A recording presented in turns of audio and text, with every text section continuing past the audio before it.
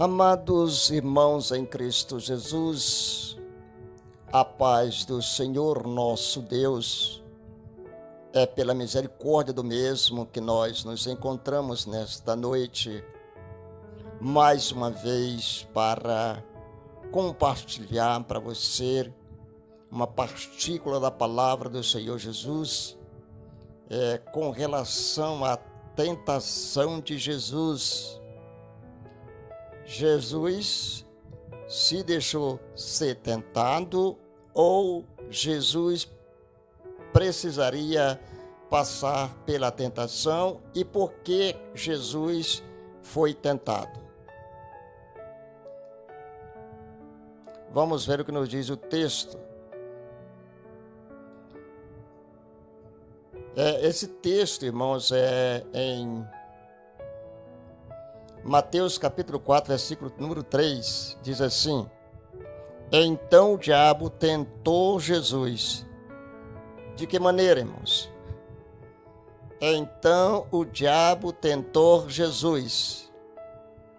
Aí, sugerindo, irmãos. Você tem muito cuidado, viu? Que o diabo está sugerindo aí muitas coisas para fartar, na verdade, Jesus, a sua carne. O tentador veio e lhe disse: se você é filho de Deus, ordene que essas pedras se transformem em pão e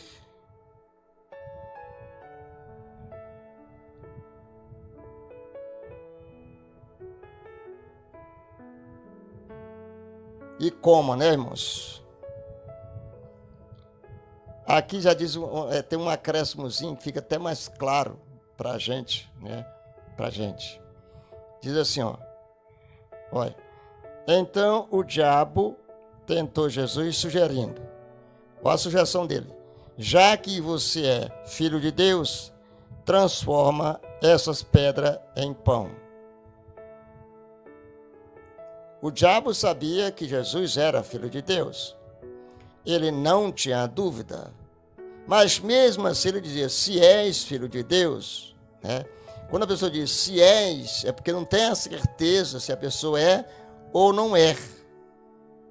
Mas o diabo tinha certeza que Jesus era Jesus.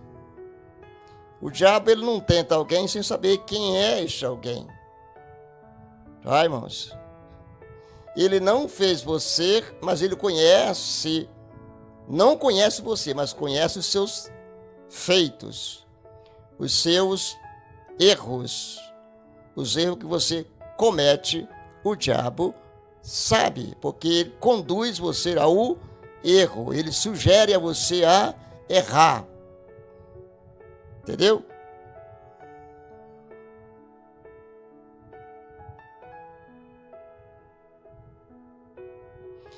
Deixa eu dizer uma coisa para vocês aqui. Amigos, fique atento, e especialmente após uma grande alegria espiritual, pois é justamente aí que vocês poderão passar por uma terrível tentação. Foi o que aconteceu com Jesus. Vou ficar sempre coçando meu rosto, viu, irmãos? Passando a mão no rosto. Foi aí, irmãos, Jesus tinha acabado de receber uma alegria tão grande no seu coração por ser batizado, por ter ouvido a voz do seu próprio Pai. Então ele estava muito feliz, irmãos. Mas em seguida, ele não disse que ele estava triste, né? Mas em seguida ele foi diretamente para ser tentado.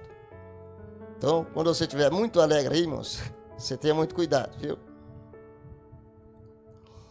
Então, se tu é filho de Deus, transforma os pães em pedra, né?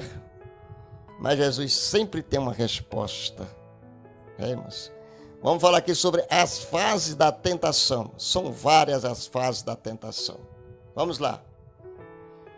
A primeira fase da tentação. O tentador veio até ele e disse: E Jesus não foi até o tentador, irmãos. Tá? É sempre o diabo que vem até onde Jesus. Tá?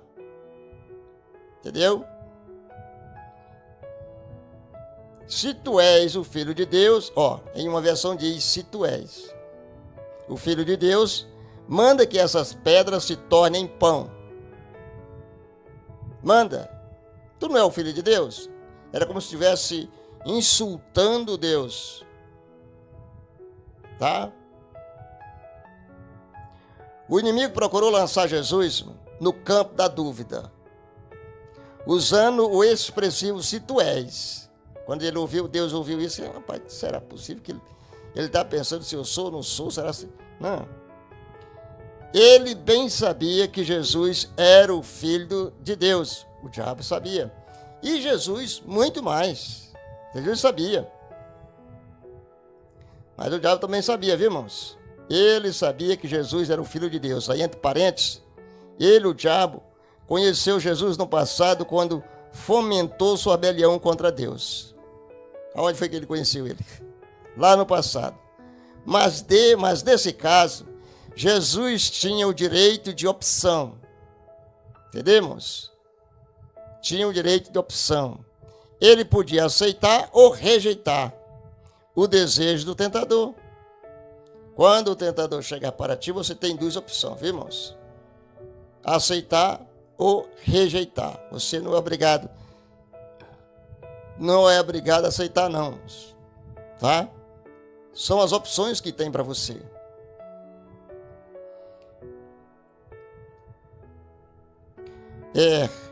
Manifestando na sua sombria pergunta, se Jesus tivesse transformado aquela pedra em pão, teria então cedido à tentação, de manifestar o seu poder e aquilo que de fato ele era. Mas ele não fez isso, irmãos. Ele não ia transformar as pedras em pão só porque o diabo disse, tu és filho de Deus, transformasse os pães, isso em pedra. Jesus, sabendo que ele era, Jesus não tinha certeza. Jesus não tinha uma incerteza. Jesus nunca disse isso. Se eu sou filho de Deus, eu mando essas pedras. Não. O diabo foi que disse isso. Se tu és filho de Deus, pega essas pedras e transforme ela. Se Jesus tivesse feito isso, irmãos, estaria colocando em dúvida se ele realmente era filho de Deus e atendendo também um mandado, não era pedido, não, um mandado de Satanás. Veja bem, irmãos. Teria cedido à tentação. Mas ele optou.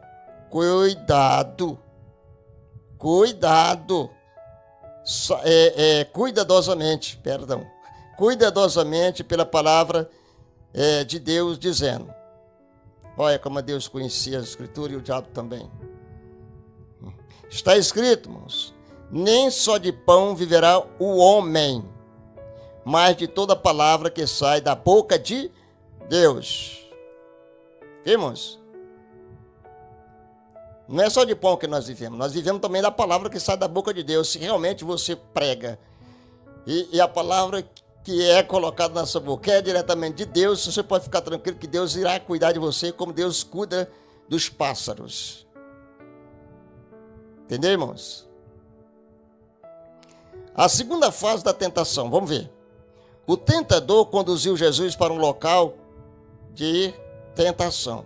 Conduziu. Nesse caso, e Deus permitiu que ele o conduzisse. Não era porque Jesus não tinha poder para se locomover de um lado para outro. Até por isso ele não precisa, porque ele está em todos os lugares ao mesmo tempo. Então ele não precisava ser conduzido. Mas ele deixou, está aí, dizendo aqui, Então o tentador, usando os mesmos procedimentos, o tentador conduziu Jesus para o local de tentação. Ela é subjetiva. Assim está escrito. Então o diabo transportou a cidade santa e colocou sobre o pináculo do templo. Além de ele transportar, ele colocou lá no pináculo do templo. Exatamente para, mais uma vez, jogar as suas investidas em Jesus, para ver se ele conseguia alguma coisa, algum tipo de vitória em Jesus, sobre Jesus. Terceira fase da tentação. O tentador, irmãos, usa o mesmo procedimento. Veja o que está escrito. O mesmo procedimento de Jesus, né? O diabo também. Novamente o diabo transformou o diabo a um monte muito alto e mostrou-lhe todos os reinos do mundo e a glória deles.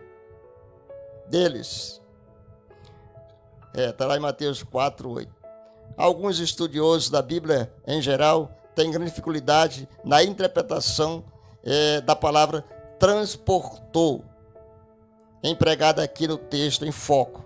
Alguns sustentam que aqui se trata de uma transportação mental. Nesse caso, Jesus teria sido tentado como divino e não como ser humano. Se Jesus tivesse sido tentado como ser humano, ele teria caído. Mas não, Jesus era divino. Era não, e é. Jesus tentado como Deus. Assim, neste ponto de vista, de observação como divino, Jesus era onipotente e onisciente. Nessas duas palavras, onipotente e onisciente. Primeiro, onipresente, irmãos. Onipresente, como onipresente, Deus como onipresente, observe. Ele poderia estar presente em qualquer lugar, sem a necessidade de deslocamento de um lugar para outro. Nesse caso, se deu deslocamento, o seu deslocamento foi mental e não físico. Pensam alguns. E você, conhecedor, estudioso da palavra de Deus, como você reage a como você interpreta a esses versículos? Onisciente. Como onisciente, não era necessário o diabo fazer-lhe nenhuma pergunta, usando um tipo de uma linguagem humana, para ser entendida pela mente natural de Jesus, visto que o nosso Senhor não abriria espaço na sua imaginação santificada para tal pergunta, capciosa. Opinam os outros estudiosos. Jesus tentado como humano. Jesus tentado como humano e não como divino. Parece, irmãos, que este é o sentido mais lógico da questão. Parece não? Não é, irmãos? Jesus estava ali como homem. Como divino, ele não podia ter fome. Claro. Ele estava ali como homem, irmãos. Mas ele enfrentou o diabo como homem. Um homem de Deus. Não é, irmãos? Como divino, ele não podia ter fome. Tendo jejuado 40 dias e 40 noites, depois teve fome. Então, não era o divino. Certo, irmão? Não era o divino, era o homem. Já os escritores aos Hebreus parece confirmar essa maneira de interpretação. Aí ele diz, e visto como os filhos participam da carne e do sangue, também ele participou das mesmas coisas, para que pela morte aniquilasse o que tinha o império da morte, isso é, o diabo. Então ele lá era lá o que? Ele não era divino, ele era humano. Tá? Então Jesus sofreu como um homem humano, um homem simples, como eu e você. Tá? É evidente isso em Hebreus capítulo 2:14. É evidente que parte da tentação de Jesus pode ter ocorrido em sua alma. pois parte da sua luta foi interna, foi dentro. Mas também se dá extremamente envolvendo as forças morais que se cuidavam o seu caráter e personalidade. Jesus tinha uma preocupação tanto com o seu caráter como a sua personalidade. As 3 fases da tentação envolvem 3 princípios ligados ao mundo da vaidade e ganância. 3 fases, 3 princípios ligados ao mundo da vaidade e ganância. Os homens são gananciosos, tá? Por exemplo, o primeiro, o ser, se tu és filho de Deus. O segundo, o ter, portanto, se tu tens, né, irmãos? E terceiro, o querer, se tu és o filho de Deus, lança-te aqui embaixo. O desejo do diabo, irmão, nesta terceira fase de tentação, irmãos, era vê-lo despencando para o mundo da vaidade. Pode ir. Mas só que isso não aconteceu. Obrigando a Deus a ordenar seus anjos para vir lhe socorrer. Como Jesus fez uso das Escrituras, dizendo, está escrito. Jesus não solicitou. Ele só fez dizer que estava escrito. Está escrito. Irmãos. Então os inimigos quis também imitar ao Senhor, fazendo uma citação do Salmo 91, irmãos. Mas convém notar que sua citação foi feita de forma invertida. E ele diz, Deus, no caso, mandará seus anjos acerca de ti, que te guardem. No texto original do Salmo, desse Salmo diz assim, porque aos seus anjos dará ordem ao teu respeito para te guardar em todos os teus caminhos. Está lá o Salmo 91, versículo de número 11. Jesus, então, replicou para o tentador que os anjos de Deus só lhe poderia guardar dos seus caminhos, quer dizer, nos caminhos de Jesus. Mas aqueles caminhos que o inimigo tinha lhe apresentado eram os seus caminhos, quer dizer, os caminhos do diabo. Nesses caminhos, portanto, irmão, não se encontra anjo e com certeza nenhuma proteção divina quando o Senhor ensinou ao Pai. Não é isso? Quando Jesus ensinou o Pai Nosso aos seus discípulos, ele fez alusão à tentação como algo que pode partir da nossa comunhão com Deus. Amém, irmãos? Para ser livre desse fracasso, nosso Senhor Jesus também nos ensina a pedir a proteção divina. Não nos deixe cair em tentação, livre do mal. Vamos pedir proteção divina. Isso? Proteção divina. Alguns opinam que esta tentação aqui, irmão, tem um sentido de prova. Nesse caso, ele não seria enviada pelo diabo, mas pelo próprio Deus. Não foi? Foi o próprio Deus que permitiu que Jesus fosse tentado. Irmãos. É como algo que, sendo ruim, serviria como uma espécie de purificação. Mas o cristão podia ser livre dele, mediante a proteção divina, em desviá-lo do caminho. No episódio que marca o sacrifício de Isaac, Abraão foi provado por Deus para sacrificar o seu filho na montanha de Moriá. Mas o desfecho final não se concretizou, em Isaac, e sim no cordeiro que ali lhe apareceu como substituto. Está lá Gênesis 22, de 1 a 13. Assim, a prova aqui foi substituída por meio da obediência a Abraão. Durante a caminhada de Israel, no deserto, suas provações foram chamadas de tentação. Mas o povo ali também tentou a Deus, provando-o que levou Deus a dizer, 40 anos estive desgosto com essa geração. Ou, em outras palavras,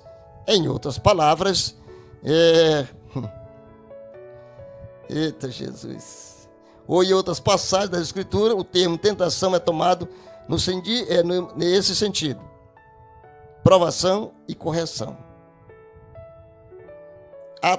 Apocalipse capítulo 3, 10, nesses textos, a tentação tem sido de quê? Um teste, e não um convite ao pecado. Esse também deve ser o sentido que Paulo falou quando escrevia a sua primeira carta aos santos de Coríntios. Ele diz: não veio sobre vós tentação, senão humana, mas fiel é Deus, que vos deixará tentar acima do que podeis. Deus não deixa, né, irmãos? Antes, com a tentação dará também o escape, para que possais suportarmos. Quando a tentação vem, é permissão de Deus, e o próprio Deus dá o escape para que a pessoa se escape, né?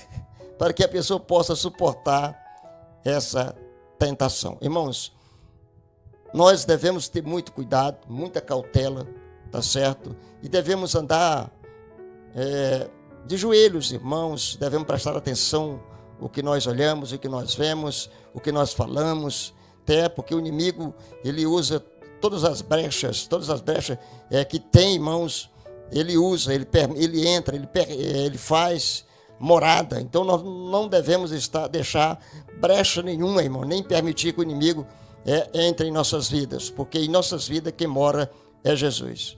Fique com Deus e que Deus em Cristo abençoe a todos. Muito obrigado por você ter assistido esse vídeo, tá certo? E se você quiser participar aí do meu canal, se inscreva no mesmo, tá certo? Tem aí embaixo, inscreva-se, você vai lá e se inscreva e seja aí um seguidor do canal aí no YouTube, né? Meu canal no YouTube. Fique com Deus e até a próxima oportunidade, se assim Deus nos permitir. Amém, Jesus, e amém.